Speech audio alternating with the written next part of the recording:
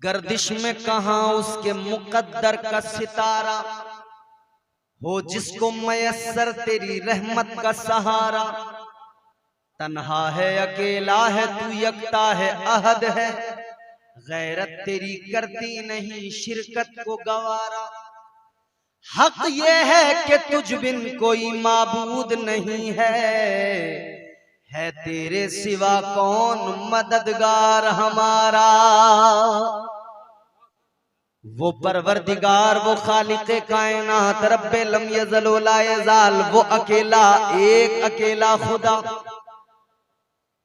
सारी कायनात को पैदा करने वाला, कुल मिल्कियत उसी परवरदिगार की, कुल खजाने उसी परवरदिगार के। उस मौला की शान तो देखो जरा, अल्लाह ताला की नवाजिशात भी देखते जाना, उसके करम भी देखते जाना, और अपने परवरदिगार की अताएं और रहमतें भी देखते जाना। हम तो गुनहगार हैं, हम तो आसी हैं, हम तो मुजरिम हैं, अल्लाह ताला का फिर भी हम पर कितना बड़ा करम है। अजीजाने गिरामीउल कद्र गौर फरमाइए, परवरदिगार आलम ने सब कुछ अता किया, जिंदगी दी, माल दिया, खजाना दिया, औलाद दी, सब कुछ दिया, और किसी चीज का कोई टैक्स नहीं, कोई बिल। ये बिजली है, लाइट बिल आता कि नहीं आता? बोलो भाई, आता। ये साउंड वाले भाई का साउंड लगा, पैसा लेंगे नहीं लेंगे? लेंगे। टेंट वालों ने टेंट लगाया, पैसा लेंगे या लेंगे? हर आदमी लेता। अगर बीमार पड़ जाए बिलफर्ज कोई शख्स, अल्लाह सबको सेहतें अता करे, डॉक्टर के पास दवाई लेने जाएंगे, डॉक्टर दवाई देगा पैसे, ऑक्सीजन लगाएगा पैसे। एक साहब बीमार हुए, हॉस्पिटल में एडमिट कर दिया गया, सांस नहीं आ रही थी, ऑक्सीजन लगाई गई, ऑक्सीजन लगाई गई, 2-3 दिन में आराम हो गया। डिस्चार्ज जब किया डॉक्टर ने तो बिल बना कर दिया 1 लाख। देखा तो रोने लगे, आंखों में आंसू आ गए। डॉक्टर ने कहा किस लिए, आपकी हैसियत से ज्यादा हो गया क्या? डॉक्टर कहने लगा शायद मैंने आपकी हैसियत से ज्यादा बिल बना दिया, इसीलिए आपकी आंखों में आंसू आ गए। लेकिन बीमार जो अभी अच्छा हुआ है, उसने कहा डॉक्टर साहब बिल देखकर नहीं रोया। कहा फिर किस लिए रोए? अब रब का करम देखना मचल जाओ। कहने लगा मैं आपका बिल देख कर नहीं रोया। तो कहा किस लिए आंखों में आंसू आए, किस लिए रोए? कहने लगे मैं आपका बिल देख कर नहीं रोया, मैं तो अपने परवरदिगार का करम याद करके रोया हूं, अल्लाह की अताएं याद करके रोया हूं। का क्या मतलब है? कहने लगे मतलब ये 3 दिन आपके अस्पताल में रहा, 3 दिन आपके हॉस्पिटल में मुझे ऑक्सीजन दी गई, आपने ऑक्सीजन का इंतजाम किया। 3 दिन में ऑक्सीजन अगर दी है, मेरा ख्याल अगर रखा है, मुझे दवाइयां अगर दी हैं, तो तुमने 1 लाख का बिल मुझे बनाकर दे दिया। मुझे अल्लाह का करम याद आ रहा है। 60 साल की मेरी जिंदगी हो गई, हर लम्हा, हर मिनट, हर वक्त मेरा मौला, मेरा परवरदिगार मुझे ऑक्सीजन देता है, मगर अल्लाह ने मुझे कभी कोई बिल बना कर नहीं दिया है। अल्लाह ने कभी कोई बिल, ये उसकी इनायतें हैं, ये उसकी अताएं हैं, ये उसकी नवाजिशात। अजीजो जरा गौर करो, वो अल्लाह एक है, हम मानते हैं परवरदिगार एक है, मगर सारा मजमा जितने लोग यहाँ मौजूद हैं, या पूरी धनपुरी के सुन्नी मुसलमान या पूरी दुनिया के मुसलमान, कोई एक बंदा ये बताए अल्लाह को एक मानने वाले ये बताएं अल्लाह को एक मानते हैं मगर देखा किसने है, तो जवाब आएगा देखा नहीं है, सिर्फ सुना है। किसने बताया? ताजदार मदीना ने बताया, इमामुल अंबिया ने बताया, वालिए कायनात ने बताया, महबूबे खुदा ने बताया। अजीजों गौर करो, हमने अल्लाह को देखा नहीं है मगर हमारा एक जवाब होता है, हम कहते हैं एक देखने वाले का कहा मान लिया है, एक देखने वाले का कहा मान लिया है, बिन देखे हमने तुझको खुदा मान लिया है। हम अल्लाह को एक मानते हैं, देखा नहीं, लेकिन अगर गौर करें तो कायनात का जर्रा जर्रा गवाही देगा कि अल्लाह एक है। हजरत इमाम आजम अबू हनीफा जिनकी हम तकलीद करते हैं, जिनके हम मुकल्लिद हैं, फिक़्ह हनफी को हम फॉलो करते हैं, उसी में बिलीव करते हैं। हजरत इमाम आजम अबू हनीफा रहमतुल्लाह अलैह अपने वक्त के बड़े जय्यद आलिम थे। एक खातून आपकी बारगाह में आई और आकर उसने कहा कि अपने कुछ सवालात किए, हजरत ने जवाब दिए, लेकिन आपने उस बूढ़ी औरत से, उस खातून से फिर एक सवाल किया।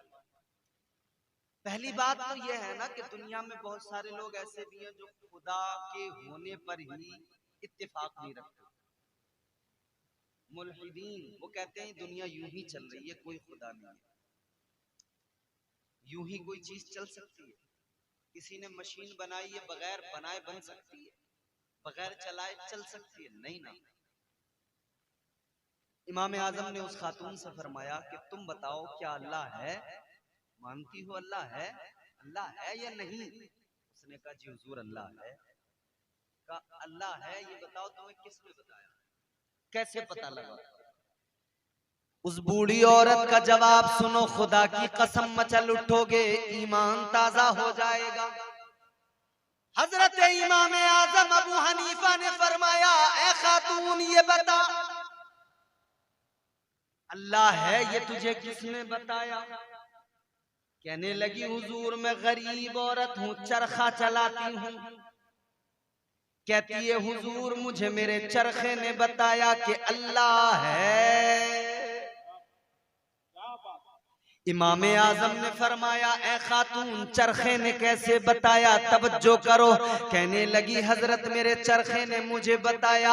कहने लगी मेरा एक चरखा है, मैं गरीब औरत हूँ, चरखा चलाती हूँ, सूत बनाती हूँ, धागा तैयार करती हूँ, कॉटन पकड़ती हूँ, उसका धागा बनाती हूँ। कहने लगी हजरत मेरे चरखे ने बता दिया कि अल्लाह है।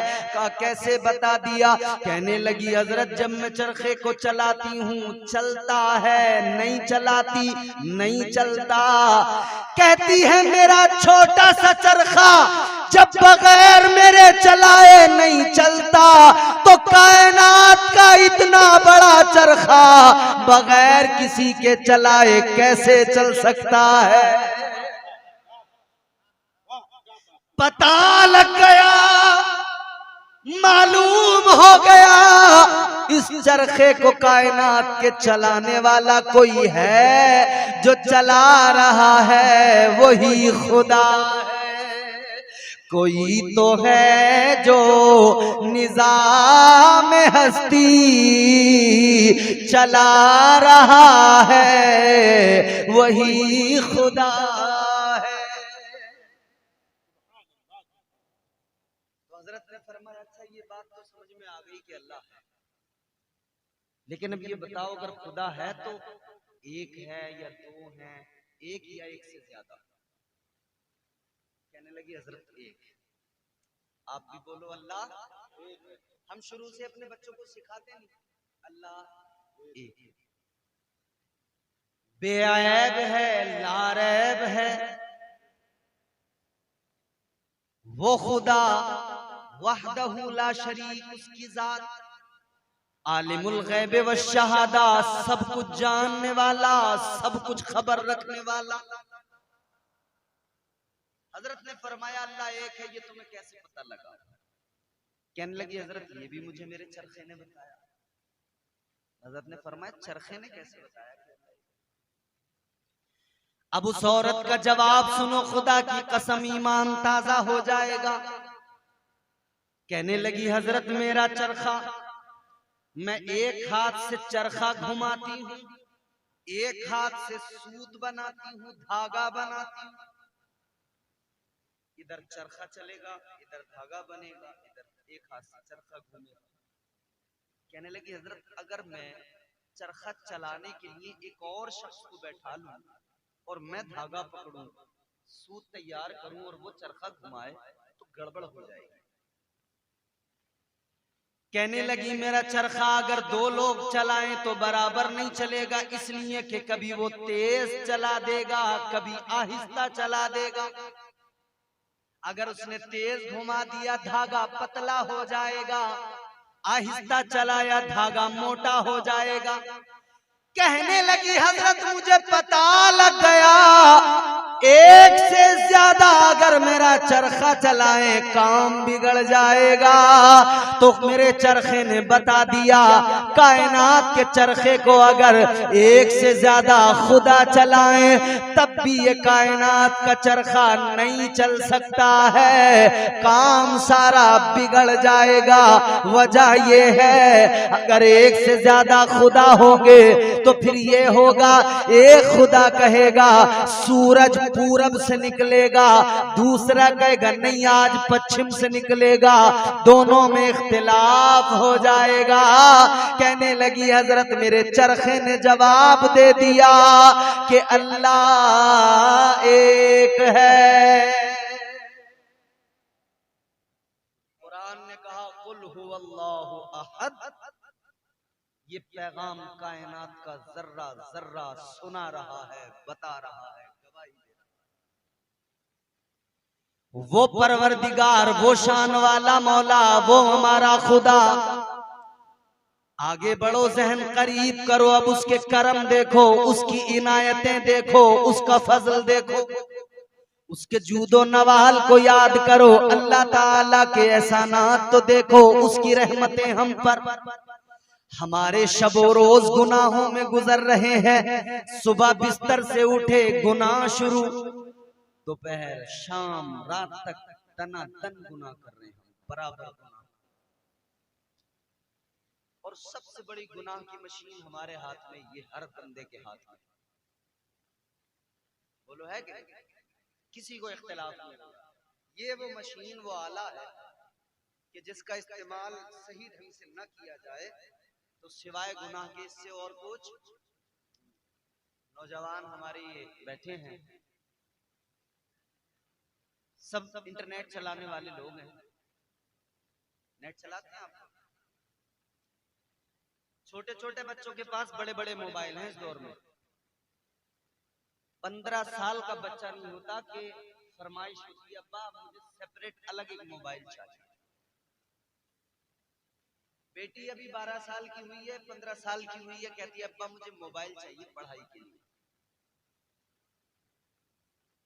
लेकिन दर हकीकत क्या सिर्फ ये एक बहाना काम कर सकता है गुनाहों को दावत देने के लिए?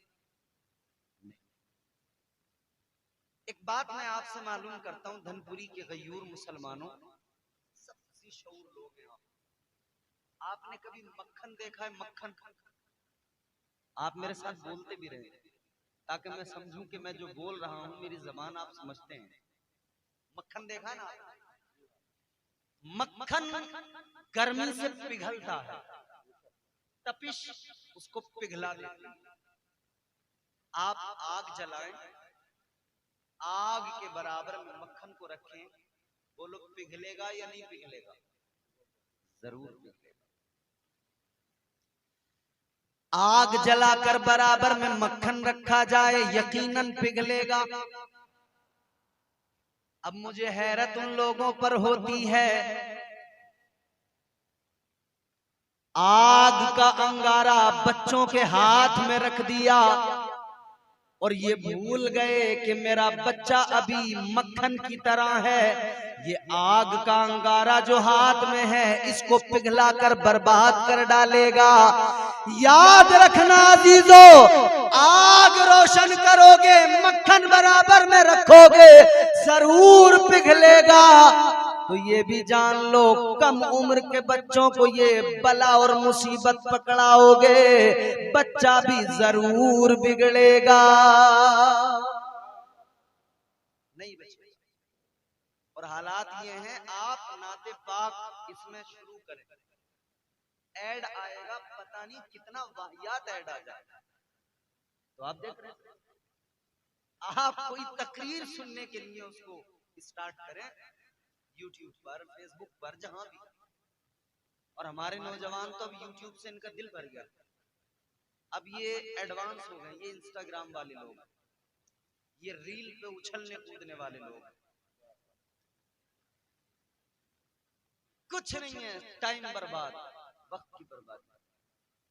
4-4 घंटे रात को गुजर जाते हैं रील देखते हुए, एक के बाद एक, एक के बाद एक, एक के बाद स्क्रॉल करते रहते हैं, स्क्रॉल करते रहते हैं। लेकिन एक चीज आपने खास देखी होगी, जहां कोई नौजवान बैठ के इंस्टाग्राम चला रहा हो ना, वहां बैठ के आप देख लेना एक बार, गाना आएगा बराबर सुनेगा, डांस आएगा बराबर सुनेगा, स्क्रॉल किया वहां पर नाते पाक अगर आ गई, 1-2 सेकंड के अंदर फौरन ऊपर सुनेगा। पता नहीं क्या दिक्कत है, कौन सा ऐसा खौफदारी हो जाता है कि पता नहीं से सुनते ही मर जाऊंगा। रात दिन इंस्टाग्राम चलाने वालों, याद रखो, जिंदगी अनमोल है, बड़ी कीमती है। अल्लाह ने जिंदगी इसलिए नहीं दी है कि आप इंस्टाग्राम चलाकर इसको बर्बाद कर दें। अल्लाह ने कुरान मजीद में ऐलान फरमा दिया, अल्लाह ताला ने ऐलान कर दिया, वल अस्र इन्नल इंसान लफी खुस्र इल्लल्लज़ीना आमनू व अमिलुस्सालिहात। अल्लाह ने फरमा दिया, जमाने की कसम, इंसान घाटे में है। या अल्लाह, जमाने की कसम किस लिए? मुफस्सिरीन फरमाते हैं जमाने से मुराद है वक्त, और वक्त की कसम अल्लाह ने इसलिए याद की कि वक्त की अहमियत को समझाया जाए, वक्त की कदर को बताया जाए, वक्त की अहमियत को बयान किया जाए। गोया अल्लाह ने कुरान मजीद में वक्त की अहमियत को बयान कर दिया, वक्त की कदर को समझा दिया और बता दिया, ए मेरे बंदो गौर करो, वक्त बड़ा कीमती होता है। सुबह मगरूर को वो शाम भी कर देता है, शोहरतें छीन के गुमनाम भी कर देता है। वक्त से आंख मिलाने की हिमाकत न करो, वक्त इंसान को नीलाम भी कर देता है। वक्त की कदर करो। पानी जब दरिया का बहता है, जब किसी पुल के नीचे से गुजरता है तो दोबारा उस पुल के नीचे नहीं आता, गुजर गया सो गुजर गया। ये वक्त का चरखा चल रहा है, जो वक्त गुजर गया सो गुजर गया, फिर वो वापस नहीं आने वाला, वो वक्त लौट कर नहीं आने वाला। अगर इंस्टाग्राम में वक्त को जाया कर दिया, नेट चलाने में वक्त को बर्बाद कर दिया, ये दोबारा लौट कर नहीं आने वाला। अजीजों याद रखना, लोग रातों को जाग रहे हैं, आज ये फैशन बन गया है, खास तौर पर मुस्लिम मुआशरे के अंदर रात रात भर जागना है और सुबह को फजर के वक्त में सोना है, तो 10-11 बजे 12 बजे तक सोना है। रात को जागने वालों सुनो सुनो, अल्लाह ने रात को आराम के लिए बनाया है, मगर एक जुमला और आगे बयान करता हूँ, इसको भी दिल की तख्ती पे लिख लेना, दिल की तख्ती पे नोट कर लेना। अजीजों गौर से सुनो, रात अल्लाह ने आराम के लिए बनाई है। रात को न जाने कितने लोग जागते हैं और कितने लोग सो जाते हैं। सोने वाले अपना रीजन देते हैं, जागने वाले अपना रीजन पेश करते हैं। मगर दोनों को मैं एक बात बताना चाहता हूँ, ऐ रात को सोने वालों और खेल तमाशों में जागने वालों, इतना जरूर याद रखना, रात को अल्लाह ने आराम के लिए बनाया, मगर ये इंसान का अपना ज़र्फ है, अपना किरदार है और अपने दिल का मामला है। किसी को रात में सोकर आराम मिलता है, किसी को सजदे में सर झुका के आराम मिलता है। कोई रात को क्रिकेट खेले तब आराम मिले, कोई रात को बैडमिंटन खेले तब आराम मिले, और कोई वो जो रात को कुरान की तिलावत करे तब उसके दिल को आराम आए। अपनी तबीयत, ये अल्लाह की तौफीक।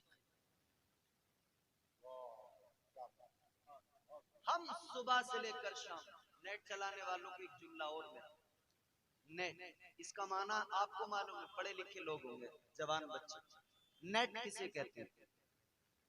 नेट का माना क्या है और इसका इस्तेमाल क्या है? एक नेट वो है जो बीच में ग्राउंड में लगाकर बैडमिंटन खेला जाता है, उसको नेट लगाकर खेलते नहीं। एक नेट वो है जो फुटबॉल खेलने वाले खिलाड़ी गोल के लिए, जहां पर बॉल जाती है गोल होता है, वहां पर उस नेट को लगाया जाता है।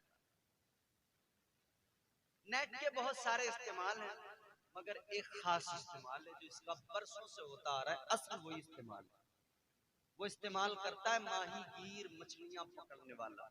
कौन बोलो? मछली पकड़ने वाला। वो जाल डालता है, नेट डालता है दरिया में, फिर उसको जब खींचता है तो उसमें क्या आता है? बोलो, मछली। लेकिन अजीजों एक बात बताता हूं, जब वो नेट डाल के खींचता है सिर्फ मछलियां नहीं आती, साथ में गंदगी भी आती है, कचरा भी आता है तालाब का, गिलाजत भी साथ में आती है। नेट डाला, खींचा, मछलियां भी आई, गंदगी भी आई, गिलाजत भी आई, तो माहीगीर ने क्या किया? मछलियों को निकाल कर अपने पास रखा, गंदगी को फेंक दिया, गिलाजत को फेंक दिया, गंदगी को किनारे लगा दिया। नेट चलाने वालों, तुम भी नेट का इस्तेमाल कर रहे हो, माहीगीर से सबक हासिल कर लो।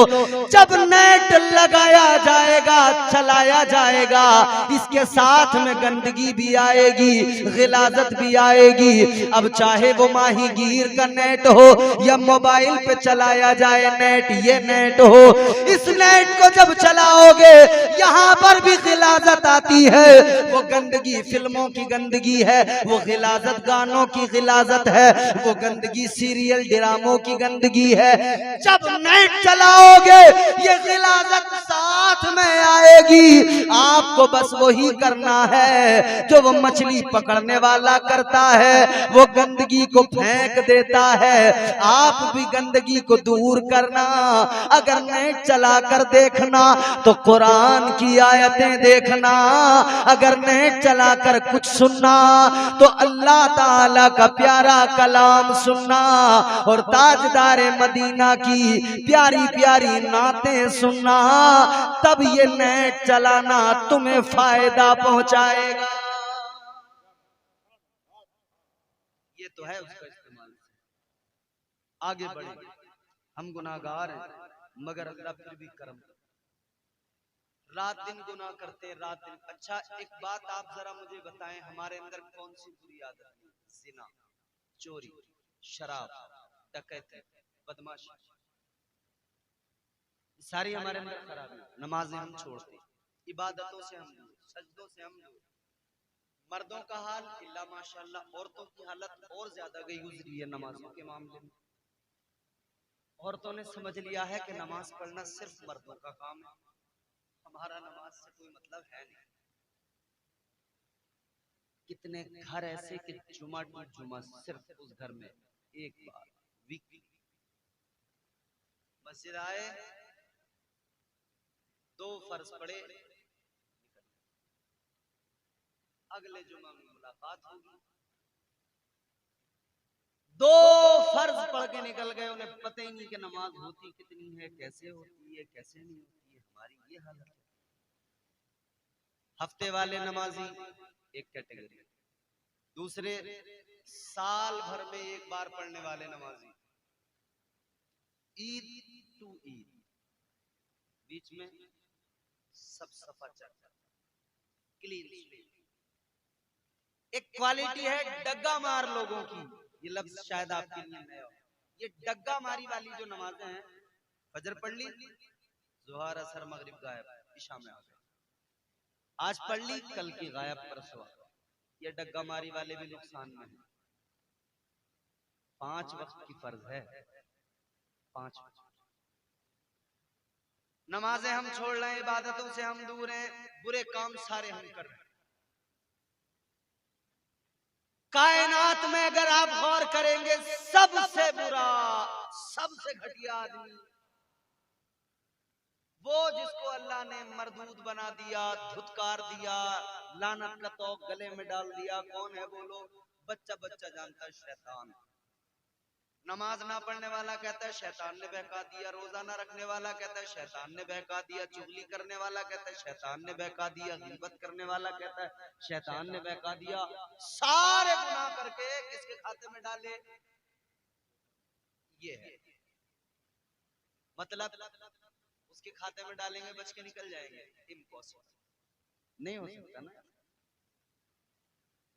बेशक वो बहकाता है, बेशक गुनाह करवाता है, लेकिन आपकी जिम्मेदारी भी तो है, आप भी तो रिस्पॉन्सिबल हैं।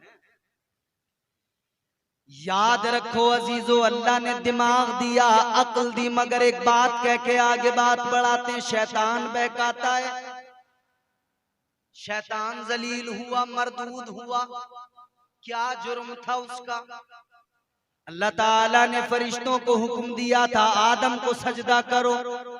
वइज़ क़ुल्ना लिल मलाइकति इसजुदू लि आदम फसजदू इल्ला इब्लीस। अल्लाह ताला ने हुक्म दिया आदम को सजदा करो, सबने सजदा किया, शैतान ने नहीं किया। अल्लाह ने लानत का तौक गले में डाला, मरदूद बनाकर निकाल दिया। परवरदिगार ने फरमाया दफा हो जा, अल्लाह ने फरमाया निकल जा, अल्लाह ने मरदूद बना दिया। लेकिन अजीजों गौर करो, क्या किया? सजदा नहीं किया, अल्लाह का हुक्म नहीं माना। जिसमें पैगंबर खुदा की ताज़ीम की, ना मानने पर तौहीन हो गई। सारा मजमा, सारे मेंबर पे बैठे उलमा बताएं, क्या शैतान ने शराब पी थी? बोलो बोलो भाई। शैतान ने चोरी की थी, डाका डाला था, जिना किया था, क्या किया था?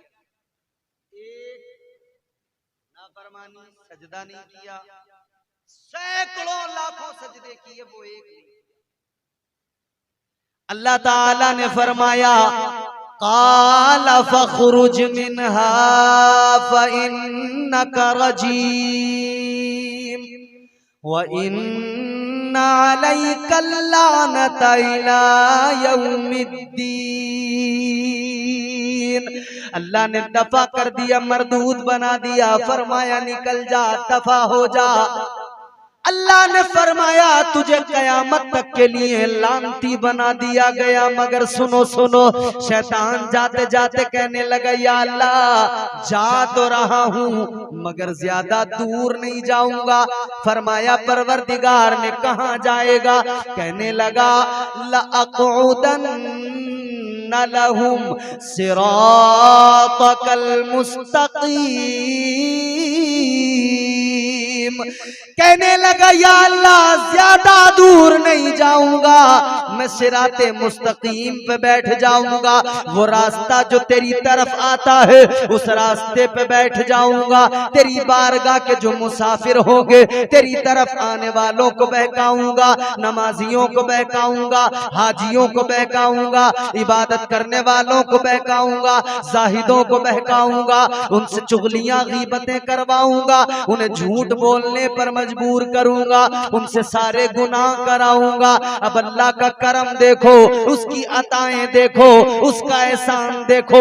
मचल उठोगे खुदा की कसम। अल्लाह ताला ने फरमाया, है शैतान तू मेरे बंदों को बहकाएगा? कहने लगा हाँ मौला मैं तेरे बंदों को बहकाऊंगा। अल्लाह ने फरमाया कैसे? उसने अल्लाह की बारगाह में कसम खाई और कहने लगा क़ाल फ़बिइज़्ज़तिका लउग़वियन्नहुम अजमईन। कहने लगा या अल्लाह तेरी इज्जत की कसम है, तेरे बंदों को जरूर बहकाऊंगा, जरूर उन्हें गुमराह करूंगा। अल्लाह ने फरमाया कैसे बहकाएगा? कहने लगा या अल्लाह सामने से वार करूंगा, सामने से बहकाऊंगा। कहता या अल्लाह पीछे से वार करूंगा, पीछे से भी गुनाह कराऊंगा, बहकाऊंगा। कहता या अल्लाह दाईं जानिब से, सीधी तरफ से, दाईं जानिब से भी आकर बहकाऊंगा, बाईं जानिब से आकर भी बहकाऊंगा।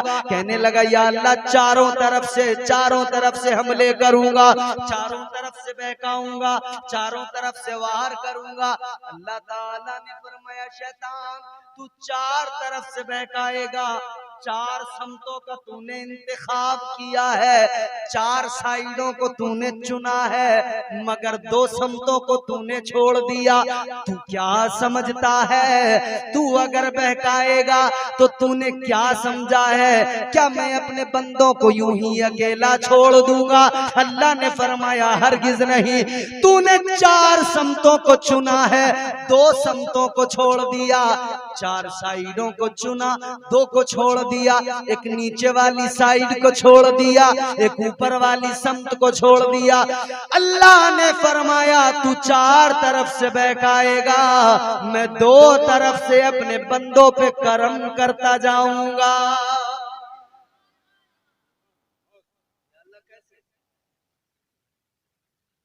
परवरदिगार ने फरमाया सुन ले शैतान, तू चार तरफ से बहकाएगा, बंदा बहक जाएगा, गुनाह कर लेगा, लेकिन एक दिन उसकी जिंदगी में ऐसा आएगा, उसे ख्याल आएगा मुझसे गुनाह हो गया, उसे ख्याल आएगा मुझसे जुर्म हो गया। अल्लाह ने फरमाया फिर वो मेरी बारगाह में आएगा, रोएगा, गिड़गिड़ाएगा, कहेगा मौला माफ कर दे, या अल्लाह मुझे बख्श दे। अल्लाह ने फरमाया जब वो मेरी बारगाह में आएगा, यूं ऊपर को हाथ उठाएगा और कहेगा मौला माफ कर दे। रब ने फरमाया मैं ऊपर से करम करूंगा, अपने बंदे के सारे गुनाहों को माफ कर दूंगा। वो जब आएगा सजदे में सर झुकाएगा, जमीन पे पेशानी रखेगा और मुझसे कहेगा मौला माफ कर दे। अल्लाह ने फरमाया नीचे से करम करूंगा, मैं बंदे के सारे गुनाहों को माफ कर दूंगा। वो नवाजने पे आए तो नवाज दे जमाना, वो नवाजने पे आए तो नवाज दे जमाना, वो करीम ही जो ठहरा तो करम का क्या ठिकाना। आखिरी बात सुने, गुफ्तगू को खत्म करते हैं। अल्लाह करम फरमाता है। तो मैंने अर्ज किया शैतान एक जुर्म और हमारे अनेक जुर्म, बेनमाजी हम, शराबी हम, जानी हम, गीबतखोर हम, चुगलखोर हम। पहले की उम्मतों ने अगर जुर्म किए ना, अजाब आ गया, सजाएं नहीं, थोड़ा नहीं। अल्लाह ने चेहरे बिगाड़ दिए, बंदर बना दिया, अल्लाह ने चेहरे बिगाड़ दिए, खंजीर बना दिया। आपको मेरी बात समझ आ रही है? मेरा मिजाज, मैं कुरान लोगों तक पहुंचाता हूं, सुनाता हूं, और यकीनन कुरान करीने जिंदगी है, दस्तूर हयात है। कुरान समझें, कुरान पढ़ें। अल्लाह ताला कितना मेहरबान है, किस दर्जा करीम है। हम गुनाह बहुत करते हैं मगर उसका करम देखते हैं। अल्लाह ने किसी को बंदर बनाया, किसी को अल्लाह ने खंजीर बनाया, किसी पर अल्लाह ने पत्थरों की बारिश फरमा दी। एक गुनाह पर ये हाल किया, एक जुर्म पर ये हाल किया। हमारे सैकड़ों जुर्म हैं फिर भी अजाब नहीं आता, सैकड़ों खताएं हैं मगर फिर भी अजाब नहीं आता। किस लिए नहीं आता? क्या सबब है, क्या वजह है?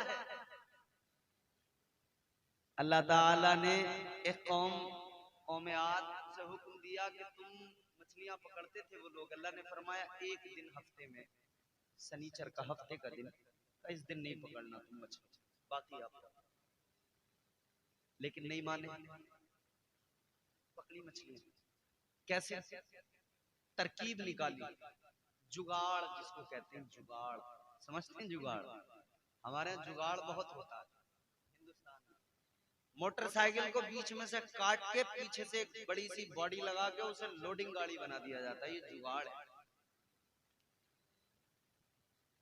बढ़िया बोलेरो गाड़ी हो, उसका पीछे का हिस्सा हटा देंगे, उसको बना दिया लोडिंग वाली गाड़ी। साइकिल को कुछ बना दिया, रिक्शे को कुछ बना दिया। अल्लाह खैर करे, बड़े जुगाड़ है हमारे। उन्होंने क्या किया? उन्होंने कहा कि भाई इस दिन मछलियां पकड़ने का हुक्म नहीं है, तो एक काम करो, अपने घरों की तरफ दरिया से नाले बनाओ, घर में छोटे हौज बनाओ, मछलियां आएंगी घर में, हफ्ते के दिन अपने हौज में आ जाएंगी, माल अपना इतवार में पकड़ लेंगे। जुगाड़ तो अच्छा था, मछलियां आई भी, मगर अल्लाह नाराज हो गया। अल्लाह ने मछलियों को हुक्म दिया जाओ वापस, मछलियां सारी वापस चली गई। फिर अल्लाह का अजाब आ गया। परवरदिगारे आलम ने अजाब नाजिल किया, अल्लाह ताला ने उनको बंदर बना दिया, चेहरे बिगाड़ दिए। एक जुर्म, सजा क्या? बंदर बना दिया अल्लाह ने। अब जलसे के बाद में घर जाना, आईना उठाना, अपना चेहरा देखना, फिर अल्लाह का शुक्र अदा करना, या अल्लाह एक गुनाह पर तुमने उनको बंदर बनाया, मैं सैकड़ों हजारों करता हूँ फिर भी मैं सलामत, मेरा चेहरा सलामत, तूने मुझे बंदर नहीं बनाया, मेरा वजूद सलामत है, मेरी शबाहत सलामत है, मेरा हुस्न सलामत है। अल्लाह का शुक्र अदा करना। और ये भी याद रखना, अगर अल्लाह ने बंदर नहीं बनाया, अजाब नहीं आया इतने गुनाहों के बावजूद भी, तो इसको अपना कमाल ना समझना, इसको अपना कमाल या अपने सजदों का कमाल ना समझना। ये तुम्हारा मेरा कमाल नहीं, ये तुम्हारे मेरे सजदों का कमाल नहीं, ये तो आमिना के लाल का कमाल है, ये मदीने वाले मुस्तफा का कमाल है। मेरे अमाल का बदला तो जहन्नम ही था, मैं तो जाता मुझे सरकार ने जाने न दिया। बचाने वाली जात, अताएं बेशुमार, लेकिन सबसे बड़ा फजल ये कि अल्लाह ने महबूब अता फरमाया। सबसे बड़ा उसका करम ये कि उसने प्यारा महबूब अता किया। वो काली जुल्फों वाला वो प्यारा पैगंबर अता कर दिया कि उसके सदके में अजाब नहीं आता, उसके सदके में पत्थरों की बारिश नहीं होती। और मेरे हुजूर ने वो नक्शा बयान किया। हुजूर फरमाते हैं, गुनहगारों देखो, मैदान महशर का मंजर आका ने बयान किया। फरमाया एक शख्स मैदान महशर में खड़ा था, उसके नामे अमाल को मीजान पर रखा गया, उसके अमाल को तोला गया, एक पलड़े में नेकियां, एक पलड़े में गुनाह। रब की रहमत देखें आप, इधर नेकियां इधर गुनाह, वजन किया गया, कितनी बराबर। अब जरूरत है एक नेकी मिल जाए तो काम बन जाए, एक नेकी मिलेगी तो जन्नत।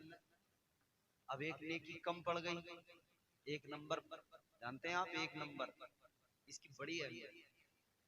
हम एक ही नंबर पे तो बात कर रहे हैं, अल्लाह बोलो एक नंबर पे बात हो रही है। जो चीज सबसे बढ़िया उसे कहते हैं एक नंबर, और जो घटिया उसे माल चोरी का है तो, आदमी घटिया है तो दो नंबरी। प्योर जितना भी है वो एक नंबर में आता है, खालिस प्योर एक नंबर। आप और हम जितने बैठे हैं ना बिल्कुल खालिस है, प्योर है, एक नंबर है।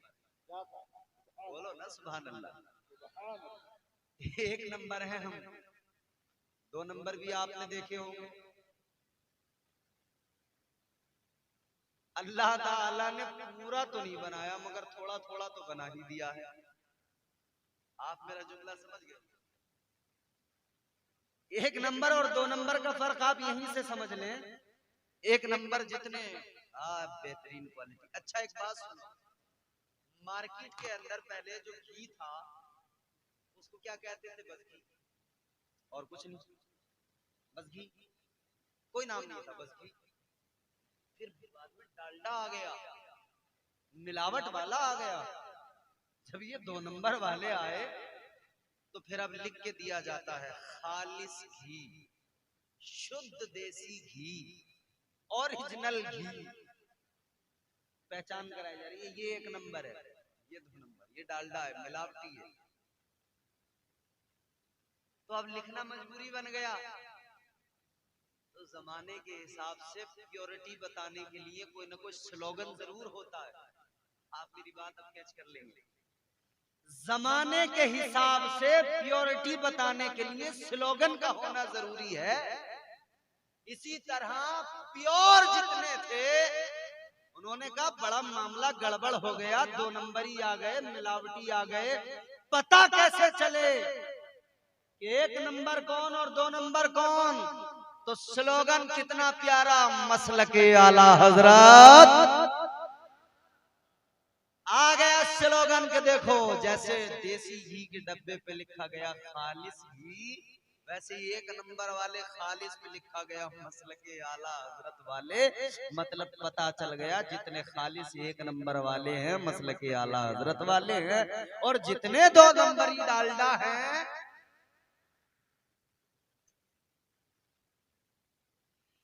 गौर करो मेरे अजीजों, एक नंबर बड़ा इंपॉर्टेंट, एक नेकी कम पड़ गई। अब परेशान या अल्लाह क्या?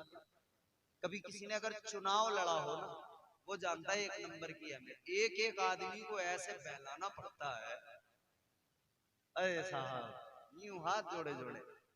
नेताओं का हाल अल्लाह रहम फरमाए, यूं हाथ जोड़ेंगे, पहले बड़े हाथ जोड़ेंगे। वो किसी शायर ने मिजाह के तौर पर कहा था ना, जब इलेक्शन में खड़ा हो जाऊंगा। आपके यहाँ पे पानी के लिए मिट्टी के बर्तन पहले इस्तेमाल होते थे, अब तो कम हो गए इस्तेमाल।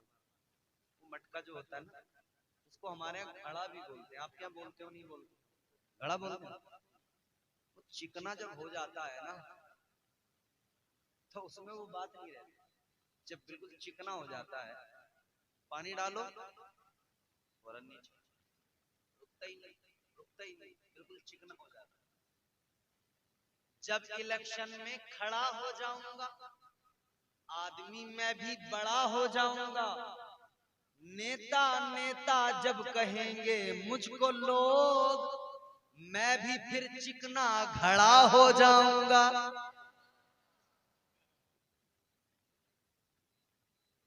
वोट हम ही को देना, हम गली आपकी ठीक करा देंगे, और नेता बनते गली पूरी आपकी खा गया अकेला। इसने जरा सा रहम न किया, पूरे रास्ते खा गया, कॉलोनी खा गया। वो लैट्रिन बनने के लिए गवर्नमेंट ने पैसे दिए, वो लैट्रिन खा गया, कुछ नहीं छोड़ा। डकार नहीं लेता, बगैर डकार के हजम कर लेता, सब खा जाता। एक एक आदमी को इलेक्शन में बहलाएगा, फुसलाएगा, किसी भी तरह वोट न जाए इधर उधर। अगर कोई बंदा एक वोट से हार जाए, कोमा में चला जाएगा,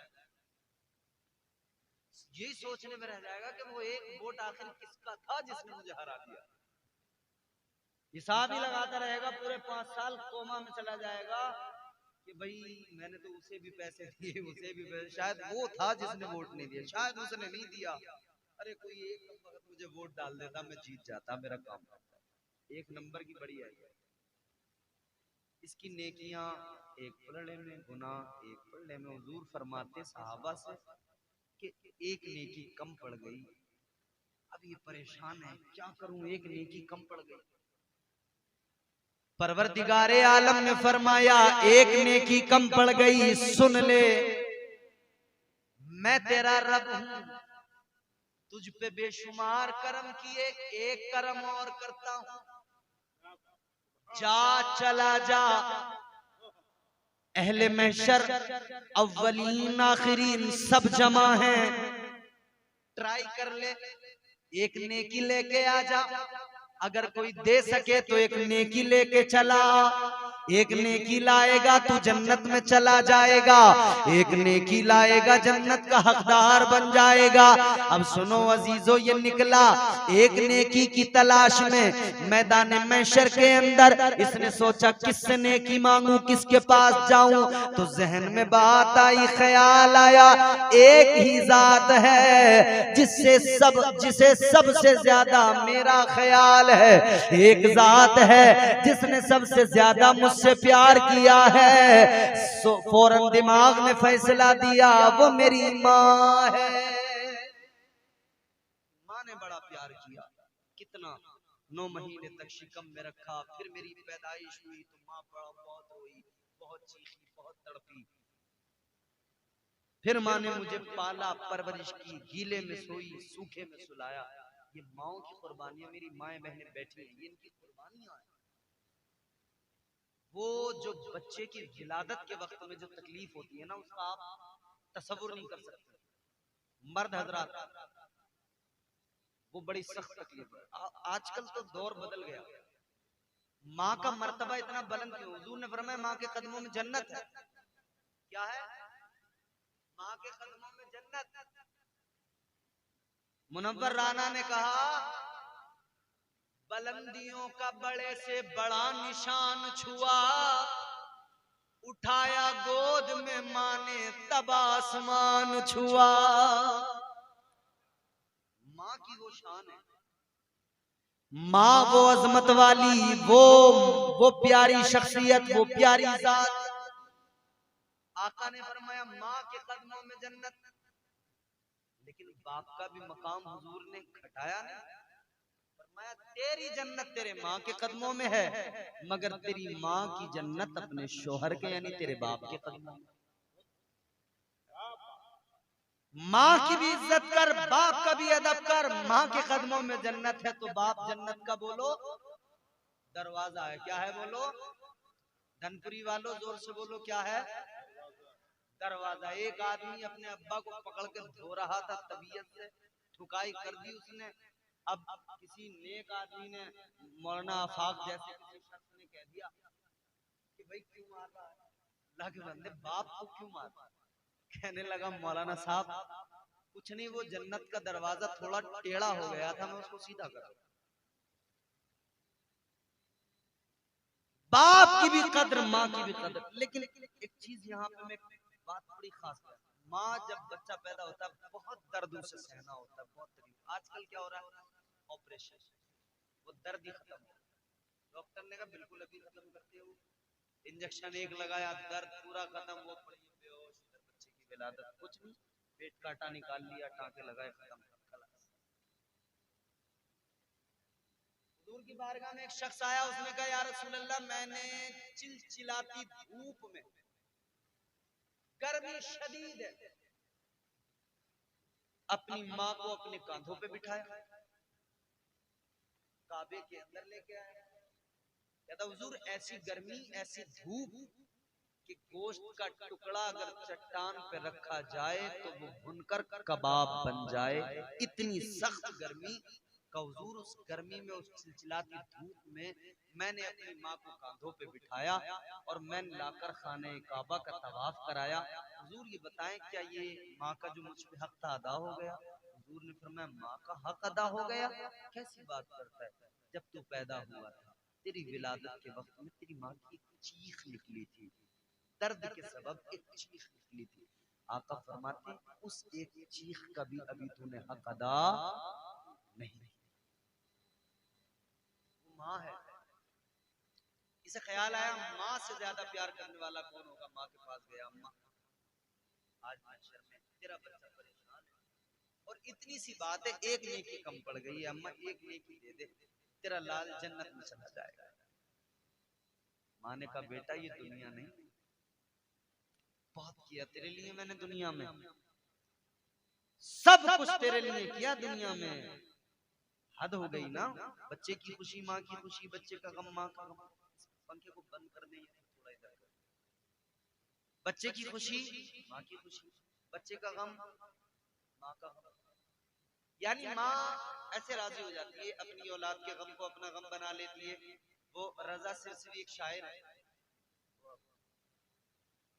बस ठीक है। ये इधर आवाम पब्लिक की तरफ करो थोड़ा भाई, लोगों को भी हवा ये भाग ना जाए कल से, इनका ख्याल रखो भाई। थोड़ा पंखे वंखे हमारी तरफ भले ना हो, इनकी तरफ रखो जरा। अल्लाह खुश रखे। बड़े अच्छे लोग, मुझे बड़ा अच्छा लगता है ऐसे लोग जब सुनने वाले मिलते हैं तो। वरना यूं तो हजारों के मजमू में हम बोलते भी हैं, लेकिन कहीं कहीं तो सुनने वाले नहीं होते, बस अल्लाह होता है। सुनने वाले जब अच्छे लोग मिलते हैं तो मजा आता है फिर अच्छी तरह से। माँ रजा सिरसवी ने क्या कहा? कब्र की आगोश में जब थक के सो जाती है माँ, तब कहीं जाकर रजा थोड़ा सुकून पाती है माँ। मांगती ही कुछ नहीं अपने लिए अल्लाह से, अपने बच्चों के लिए दामन को फैलाती है माँ। अपना गम जो बच्चों का गम वो माँ का गम, जो बच्चों की खुशी वो माँ की खुशी। का अम्मा एक नेकी दे दो। माँ ने कहा बेटा दुनिया में तेरे लिए सब कुछ कर दिया, इधर कोई उम्मीद न लगा, इधर कोई तवक्को न रख, इसलिए कि यहाँ नफसी नफसी, मुझे अपनी फिक्र है, तू अपनी फिक्र कर ले। आज मैं तुझे कोई नेकी नहीं दूंगी। इतना सुना मायूस हो गया। अब सोचा अब्बा के पास जाऊं, अपने बाप से जाकर बोला अब्बा तुमने सारी जवानी मेरी पढ़ाई लिखाई तरबियत परवरिश में लगा दी, मकान बना के दिया, जमीन खरीद के दी, सब कुछ किया, आज एक मेहरबानी और कर दो, एक नेकी दे दो। अब्बा ने कहा इम्पॉसिबल, मुझे अपनी फिक्र जाओ। माँ ने इनकार किया, बाप ने इनकार किया, भाई ने इनकार किया, दोस्त ने इनकार किया, रिश्तेदार ने इनकार किया। कल किसी से इनकार सुनने से बेहतर है आज कुरान सुन लो।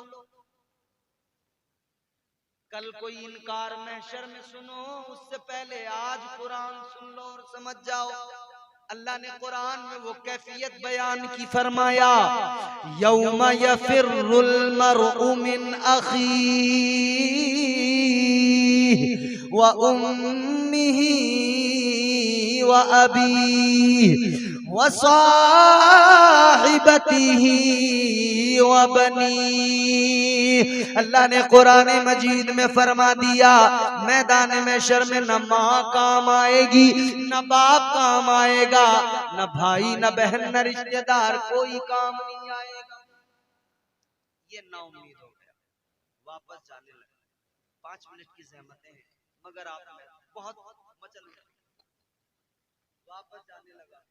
अब इसने सोचा क्या करूं, नेकी नहीं तो जन्नत नहीं, भाई यही तो रिक्वायरमेंट है, एक नेकी लाओ जन्नत में चले जाओ।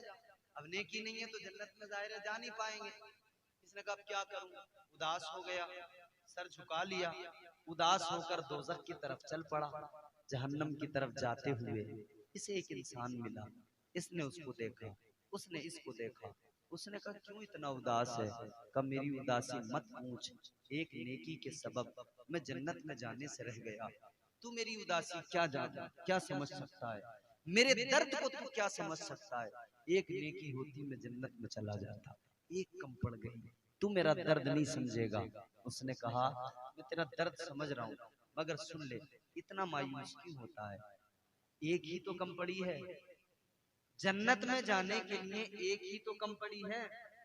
नेकियां तो हैं तेरे पास, काफी हैं, बस एक कम पड़ी। कहता मेरा हाल तो जान ले, मेरी कैफियत तो जान ले। तेरे पास बहुत नेकियां, एक कम। मेरे पास बहुत गुनाह, बस एक नेकी। मैं तो एक नेकी के सबब जन्नत में जा ही नहीं सकता, तो तू मेरी हालत भी तो देख। तेरे पास नेकियां तो हैं कम से कम, मेरे पास तो कुछ भी नहीं। मगर कहने लगा चल मायूस न हो। मायूस कहता है तेरे पास में एक नेकी कम और मेरे पास एक के सिवा दूसरी कोई नहीं। कहता चल मैं तो अपनी नेकी से जन्नत में जाने से रहा, मैं तो ये नेकी साथ लेकर दोज़ख में जा रहा हूं। ये नेकी हो तब भी दोज़ख में जाऊंगा, ये नेकी ना हो तब भी दोज़ख में जाऊंगा, मगर तुझे अगर एक मिल जाए तू जन्नत में चला जाएगा। कहने लगा ले भाई एक नेकी मेरे पास है, तू ले ले, तू कम से कम जन्नत में चला जा। इसने नेकी दी, इसने नेकी ली, अल्लाह की बारगाह में आया, खुश हो गया। नेकियों के पलड़े में लाकर नेकी को रख दिया, अब ये वजनी हो गया। अल्लाह ने फरमाया तू नेकी ले आया, अब तू जन्नत का हकदार हो गया, हुक्म हो गया जन्नत में दाखिल हो जा। ये बड़ा मसरूर है, बड़ा मगन है, खुश हो गया, मेरा महशर में काम बन गया, एक नेकी कम थी मिल गई। अब ये जन्नत की तरफ जैसे चल पड़ा। अब सोचो जरा कितनी मेहनत की इसने, कितना घूमा है, कितना इसने नेकी तलाश की, मगर फिर एक नेकी मिली। इतनी मेहनत मशक्कत के बाद में कैसी खुशी मिली होगी। जन्नत की तरफ जा रहा था कि परवरदिगार ने फरमाया ओ जन्नत में जाने वाले जरा रुक जा, ठहर जा। घबरा गया, अब पता नहीं क्या होगा। इतनी मेहनत के बाद में काम बना था, जन्नत का परवाना मिला था, घबरा गया। अल्लाह खैर करे, होगा क्या? अल्लाह ने फरमाया रुक जा। अब अल्लाह का करम देखें, उसकी अताएं देखें। अल्लाह ने फरमाया ये बता नेकी कहां से लाया, किसने दी? शर है, नफसी नफसी है, किसने दी? कहता या अल्लाह मैं मायूस होकर जब दोज़ख की तरफ जा रहा था तब एक बंदा मिला, पूरा वाकया सुनाया का अल्लाह उसने दी।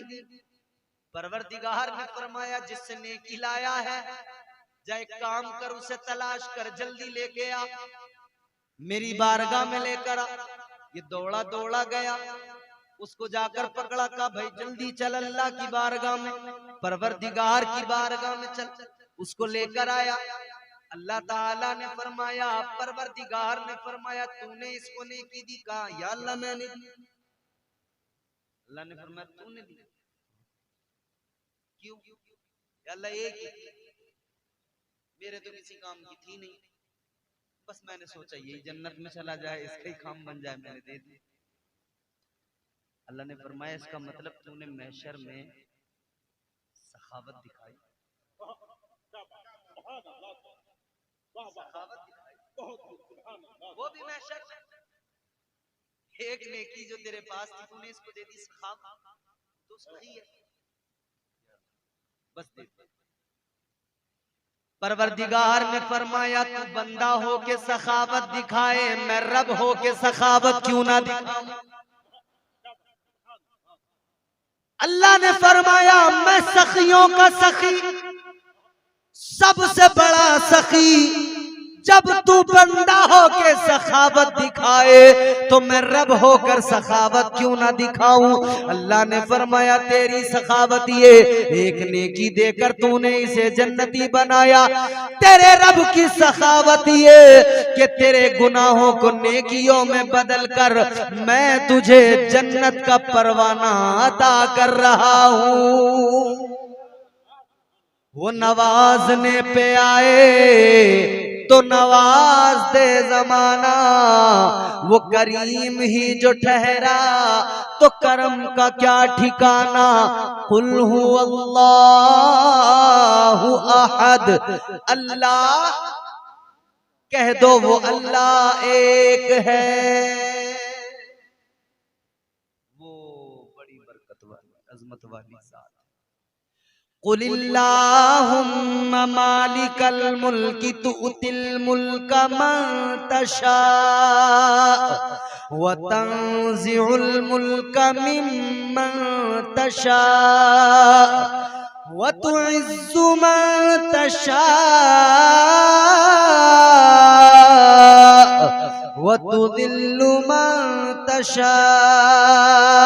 कुरान कहता यूं अर्ज करो, ऐ हमारे परवरदिगार, कुल कायनात के मालिक, सल्तनत तेरी, बादशाहत तेरी, खजाने तेरे, और तू ही नवाजने वाला, जिसे चाहे सल्तनत अता कर दे, जिसे चाहे बादशाहत अता कर दे। तू चाहे तो गरीब को लम्हों में बादशाह बना दे, तू चाहे तो बादशाहों को लम्हों में फकीर बना दे। ये तेरी अताएं, इज्जत देने वाला तू, जिल्लत देने वाला।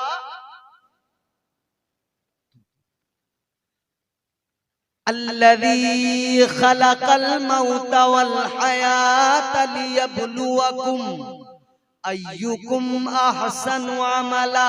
जिंदगी मौत का मालिक भी परवरदिगार। कुल हुवल्लाहु अहद। उस रब का शुक्र अदा करें, हर लम्हा शुक्रगुजार बने कि उसका करम है हम पर कि उसने हमें और आपको इंसान बनाया, साहिब ईमान बनाया, और हम सबको मुस्तफा का गुलाम बनाया, हुजूर का उम्मती बनाया। तो बंदे का रब से रिश्ता मजबूत होना चाहिए, और ऐसा रिश्ता हो जैसा रिश्ता मौला अली ने बताया ना, कि बंदा रब की बारगाह में खड़ा हो नमाज के लिए और अपनी मोहब्बत वारिफगी अकीदत का इजहार करे, तो अंदाज यूं हो कि जब नमाज की नीयत कर लेना तो फिर यूं उसकी कैफियत हो कि गोया वो खुदा को देख रहा है। ये नहीं हो सकता तो आसान किया कि कम से कम इतना तो हो कि मैं खुदा को अगर नहीं देख रहा तो मेरा खुदा मुझे अल्लाह हर हाल में देख रहा है। अल्लाह से अपना रिश्ता मजबूत करें। आज की महफिल अल्लाह